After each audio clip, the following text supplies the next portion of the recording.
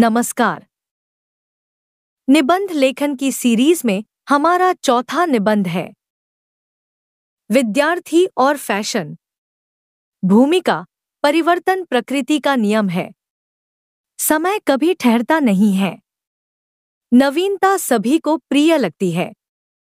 पुरानी वस्तुओं के प्रति सभी के भीतर उकताहट भर जाती है। आज सुंदर दिखाई देने वाले फूल कल मुरझा जाने पर सुंदर नहीं दिखाई पड़ेंगे। नई कलियां नए पुष्पों के रूप में पल्लवित होकर उनका स्थान ले लेंगी। उपवन की शोभा नित्य नए पुष्प में है। इसी प्रकार प्रकृति की गोद में पलने वाला मनुष्य नवीनता की प्राप्ति में आनंद उठाता है। आज हम प्राचीन काल के रहन-सहन, वस्त्राभूषण पर दृष्टिपात करें तो मालूम पड़ेगा कि नवीनता की प्राप्ति के प्रयास में हम कहां से कहां चले गए हैं। इस नवीनता को हमने फैशन का नाम दिया है। सामान्यतया शरीर पर धारण की जाने वाली वस्तुएं फैशन के अंतर्गत आती हैं। फैशन अर्थ एवं प्रकृति रहन-सहन और वेशभूषा में नयापन का दूसरा नाम फैशन है। फैशन जो भी चलता है वह थोड़े ही दिन रहता है। उसके प्रति रुझान घटते ही उसका स्थान नया फैशन ले लेता है। फैशन का चलन प्रमुख रूप से युवाओं में होता है। प्रायः देखा जाता है कि आजकल युवक युवतियां फैशन के चक्कर में पड़कर अपने कर्तव्य को भूल जाते हैं। स्वयं को सुंदर दिखाने की प्रतिस्पर्धा फैशन को जन्म देती है। आज फैशन को सभी लोग समान दृष्टि से नहीं देखते। समाज के एक वर्ग का मानना है कि फैशन तो प्राचीन काल से ही चलन में है। इतिहास के पन्ने और अजायब घर में पाए जाने वाली वस्तुएं इस बात के साक्षी हैं कि उस समय की स्त्रियां किस प्रकार के गहने और शारीरिक साज सज्जा हेतु आवश्यक वस्तुओं का प्रयोग करती थी। हमारे बुजुर्ग भी फैशन किया करते थे। फिर आजकल फैशन के प्रति लोग नाकभौं क्यों सिकोड़ते हैं? इसका सामान्य सा कारण यह है कि आजकल के युवक युवतियां फैशन के चक्कर में पड़कर अपनी गरिमा तथा मर्यादा भूल गए हैं। युवतियां जिन्हें संपूर्ण कपड़ों में होना चाहिए, अधनंगी होती जा रही हैं और युवक तो बाल और वेशभूषा से कभी कभी पहचाने भी नहीं जाते। यह पतन की प्रारंभिक स्थिति है। इसका प्रभाव आने वाली पीढ़ी पर पड़े बिना नहीं रह सकता।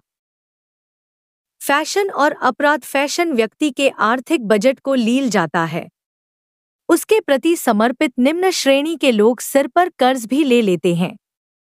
ऐसे में अपनी फैशन परस्ती को बनाए रखने हेतु असीमित खर्च उन्हें अपराध कर धन प्राप्ति हेतु उकसाते हैं।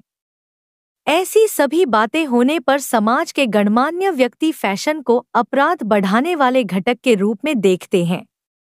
कारण स्पष्ट है कि जिस फैशन को समाज का उच्च वर्ग अपनी संपन्नता के आधार पर सुविधापूर्वक अपना सकता है, उसी की नकल करने वाला समाज का निम्न वर्ग एक अजीब से भांडेपन का सहारा लेकर उसे अपराध से जोड़ देता है।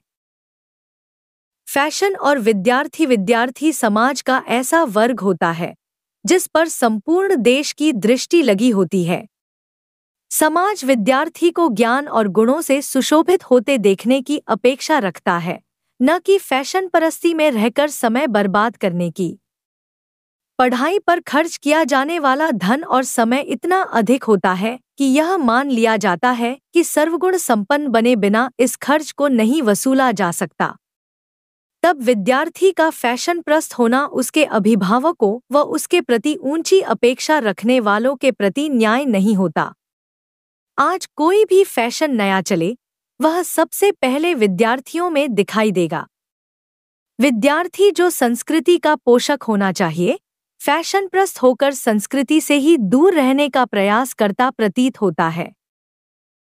उपसंहार फैशन के कुछ लाभ भी हैं। इससे कुरूप अपनी कुरूपता को छिपाने में समर्थ होता है। असुंदर को सुंदर बनाने वाला घटक फैशन ही तो है। इसीलिए नई पीढ़ी मन में उमंग लेकर इसकी ओर आकृष्ट होती है। परंतु विद्यार्थियों को स्मरण रखना चाहिए कि चरित्र का विकास सादा जीवन और उच्च विचारों के केंद्र में निहित होता है। फैशन से एकाग्रता भंग होती है तथा मन चंचल व चलायमान बना रहता है। सादगी जीवन को अभिमान शून्य बनाती है, सेवा भाव पैदा करती है। सौंदर्य को उभारने वाली क्रियाएं अहंकार और उछापन लाकर इंद्रियों में असंतुलन पैदा करती हैं। अब विद्यार्थी स्वयं ही फैसला करें कि जीवन का लक्ष्य प्राप्त करने में उन्हें फैशनप्रस्त होना है या सादा जीवन उच्च विचारों का स्वामी। धन्यवाद। आपका दिन शुभ हो।